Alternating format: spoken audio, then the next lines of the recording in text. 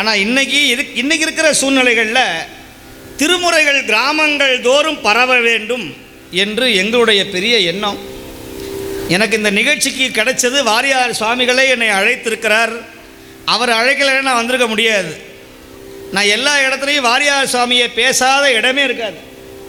நீங்கள் என்னுடைய நிகழ்ச்சியை பாருங்கள். வாரியார் சுவாமியை பற்றி வாழ்த்தாத நாள் எனக்கு வீழ்ந்த நாள், செத்த நாள். ஏன்னா நிறைய பேர் இப்போ வாரியார் சுவாமி மடியிலேயே வளர்ந்தவர்கள், வாரியார் சுவாமியுடைய திரு எச்சில் பாலை உண்டு வளர்ந்தவர்கள், அவர்களே இன்றைக்கி அமைதியாக இருக்கிறாங்க. வாரியார் சுவாமியை பார்க்காதவங்களே நிறைய பேர் நான் வாரியார் வாரியார் வாரியார் வாரியாருங்கிறாங்க. அப்போ நாங்கள்லாம் எங்கேயா போகிறது?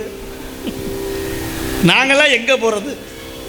அதனால் நீங்கள் செய்ய வேண்டிய முதல் கடமை குருநாதனுடைய புகழை கிராமமாக சொல்லுங்கள். 4 பேர்த்திட்ட வாரியார் சுவாமி நான் யார்? இந்த பச்சை குழந்தையை கூப்பிட்டு, இதாம்பா தாத்தா, நம்முடைய சமயத்திற்காக, நம்முடைய தமிழுக்காக, நம்முடைய முருகனுக்காக பாடுபட்டவர் இவர்தான் வாரியார் சுவாமிகள்னு யாராவது ஒரு 5 குழந்தைய கூப்பிட்டு இவர் படத்தை காமிச்சு வீட்டில் வச்சு வழிபாடு செய்யுங்க.